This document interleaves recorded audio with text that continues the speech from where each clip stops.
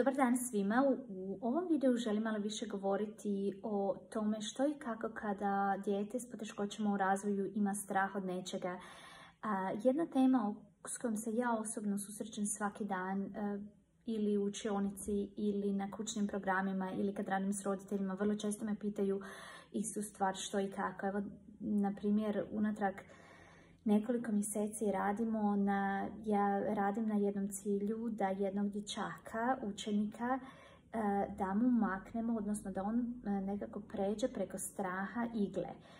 Iz nekog razloga on se boji igle, bilo da je riječ o igli kad ide kod doktora kao injekcije ili igle kada je riječ o šivanju. Mi smo sad u učionici imali neki projekt, radili smo i naravno ja sam znala da on ima ogromnu fobiju i strah, znači ne može biti u prostoriji gdje je igla, a kamoli da bude igla blizu njega. Znači, i sad ja imam problem taj da ostatak učenika u razredu nema problema sa šivanjem i oni su radili taj projekt i naravno mi smo uz tim kod kuće s roditeljima koji su zaista se angažirali i ja u učionici s njim zaista sam si uzela vremena i napravila jednu vrlo specificiranu strategiju koja je funkcionirala za njega. Znači išli smo korak po korak da bi on na kraju, eto danas smo ponovo imali sat, i da bi on na kraju savladao to i ne samo da može biti u učionici i dio sata kada radimo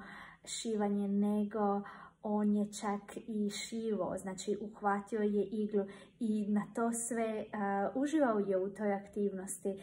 Mislim, zaista oni isto mogu preći preko strahova kao što i mi odrasli možemo preći preko strahova, i oni imaju fobije, imamo ih i mi.